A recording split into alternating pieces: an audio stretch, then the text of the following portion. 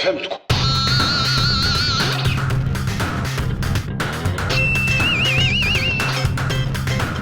وانا فهمتكم. يا العم انا فهمتكم.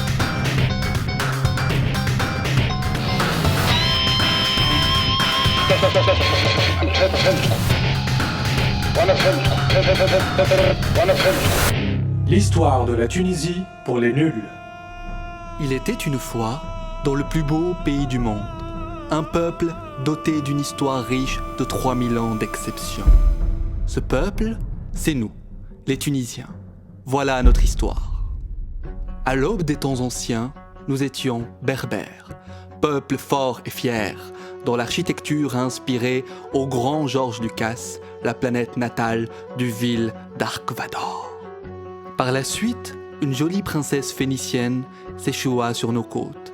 Elle s'appelait Al-Lisa, et avec elle, on fonda Carthage. Pour la petite histoire, Al-Lisa a fini morte, immolée par le feu, pour avoir refusé un mariage forcé. Ça ne vous rappelle rien? Passons. En 814, avant Jésus-Christ, on fait notre première expérience avec la démocratie. Car Carthage, en plus d'être une république, c'est aussi une démocratie. Et avec le temps, son expansion jusqu'en Espagne, elle fut rebaptisée Carthagène et entra dans une guerre fratricide avec Rome. Car l'Occident ne peut avoir deux origines. Puis un jour, Hannibal entra dans l'histoire. Non pas pour avoir une chaîne de télé à son nom, mais pour avoir mis à pied la moitié de l'Europe et l'armée romaine avec son génie et quelques 37 éléphants. Mais ce que l'on sait le moins, c'est qu'il a aussi été le chef du Parti démocrate, et qu'en 196 avant Jésus-Christ, il a été élu notre séphir. Mais voilà, un jour on devint romain par la force des choses, et même si au début, ce fut reboutant, on devient très vite le joyau de l'Empire de Rome. Ensuite, on devint allemand. Enfin, à l'époque, on les appelait les Vandales, puis turcs, ou plus précisément byzantins. Et pour finir, on devint arabe, mais surtout musulman. Ce fut une période de grandeur sans fin, où rayonnait le savoir, l'algèbre, la médecine, la chimie, la physique et même la philosophie. Mais voilà, comme chaque grande puissance, un jour, elle perdit sa place. Et c'est les Mouradiyin qui nous feront entrer dans la grande famille des Ottomans.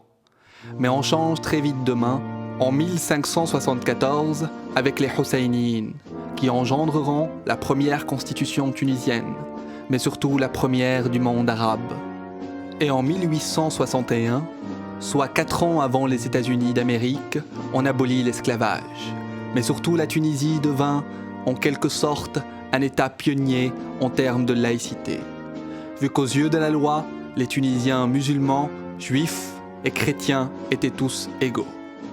Puis un matin, on se réveille avec la gueule de bois et la France dans notre lit, avec un joli papier qu'ils appelaient protectorat, qu'on traduira colonisation. Et ce fut comme un mariage forcé, pénible, lent, mais instructif. Entre-temps, le bon vieux Adolphe a bien voulu abuser de nous, mais notre bey de l'époque avait refusé qu'on touche à ces sujets juifs. Bref, les Alliés nous ont délivrés d'un viol nazi. Et un beau 20 mars 1956, on fut enfin délivrés par notre père à tous, Habib Bourguiba, qui en cette même année proclama le code du statut personnel, son plus beau cadeau, interdisant la polygamie, le divorce devint un droit et donna à la femme tunisienne sa place dans la société égale à celle de l'homme. Mais voilà, Bourguiba aimait beaucoup son pays, mais beaucoup moins la démocratie. Et c'est en s'appropriant la présidence à vie qu'il nous laissa aussi cette culture de la dictature. Car un 7 novembre 1987, un homme en mauve est venu nous offrir le changement dont nous avions tellement besoin. Il parla de liberté, de progrès, de pluralisme et de démocratie. Mais voilà, nous l'avons cru. Et un matin, on s'est réveillé au pays de Ben Ali, où la censure est reine, la police est roi et les Trabelsi, princes de la corruption. Et 24 années durant, on sera esclave de notre propre patrie. Mais un soir, un fait divers sur Facebook changea l'histoire du monde. Un homme, Mohamed Bouazizi, s'immola par le feu, déçu par son propre pays. Et de là, le peuple tunisien, qu'on disait docile, trouillard, sortit main dans la rue, avec un seul mot d'ordre: dégage! À la dictature, à l'humiliation, à la corruption, à Ben Ali. Et le 14 janvier 2011, la Tunisie expulse de son corps cette immonde gangrène et entra, telle une chrysalide, en phase d'évolution. Aujourd'hui, le pouvoir a changé de main.